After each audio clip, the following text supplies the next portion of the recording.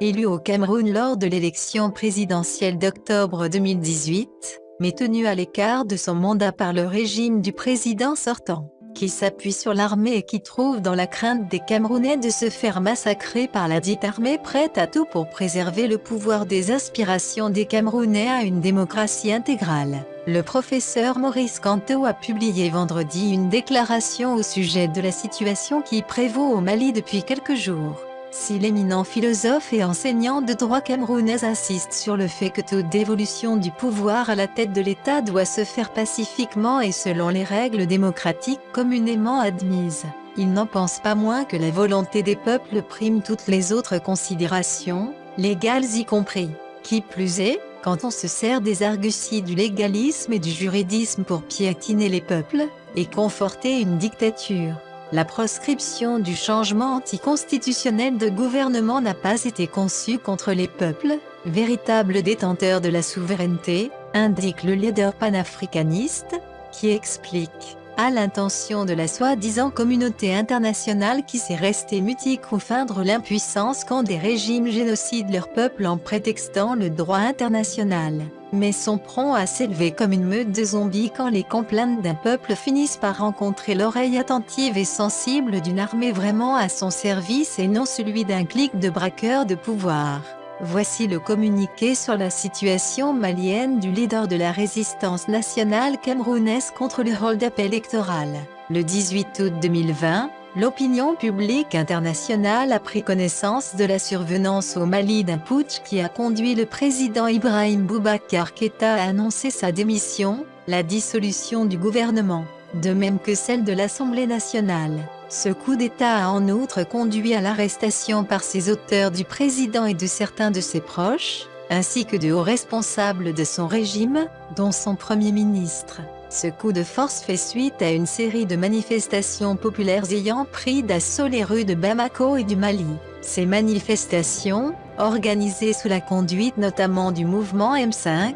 demandaient, entre autres, la fin de la corruption et de la fraude électorale, la réforme du Conseil constitutionnel, la démission des députés allégués mal élus, du Premier ministre et même celle du président Ibrahim Boubacar Keïta. On observe depuis la survenance du coup de force de Bamako une vague de réactions à l'échelle internationale, en provenance tant d'acteurs étatiques que d'organisations internationales à l'instar de la CEDEAO, de l'Union africaine, des Nations unies, de la France, des États-Unis, pour condamner ce qu'il est convenu d'appeler un changement anticonstitutionnel de pouvoir et exiger le retour à l'ordre constitutionnel. Le Mouvement pour la Renaissance du Cameroun, MRC, n'est pas un acteur politique de la République sœur du Mali. Toutefois, les événements en cours dans ce pays et les réactions qu'ils suscitent interpellent d'autres pays africains, en ce que les causes de ces événements et l'attitude de la communauté internationale rappellent peu ou prou la situation qui prévaut dans d'autres pays africains,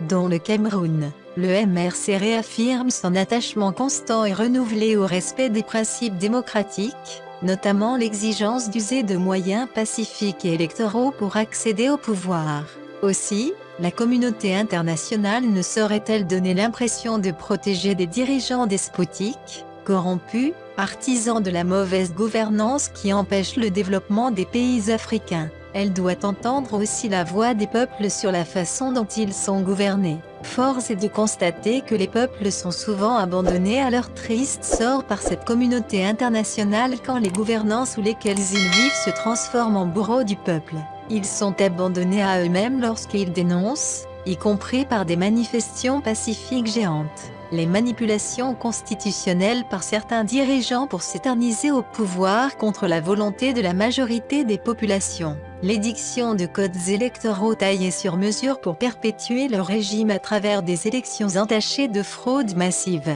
la mise en place d'organes électoraux et de juridictions constitutionnelles tout à la solde des dirigeants et des partis politiques au pouvoir. À cet égard, certains dirigeants n'hésitent pas à rejeter les décisions des juridictions compétentes comme la Cour africaine des droits de l'homme et des peuples et la Cour de justice de la CEDEAO, sans susciter la moindre réaction, encore moins des sanctions de l'Union africaine et de l'ensemble de la communauté internationale. La question de fond qui se pose est celle de savoir si la communauté internationale peut cautionner un ordre constitutionnel injuste et illégitime et condamner son renversement sans mépriser les droits fondamentaux des citoyens et des peuples. Le droit de résistance à l'oppression est reconnu en droit international et divers peuples d'Europe en ont fait usage hier et aujourd'hui encore, avec la compréhension, voire le soutien de la communauté internationale. L'article 23 alinéa 4 de la Charte africaine de la démocratie,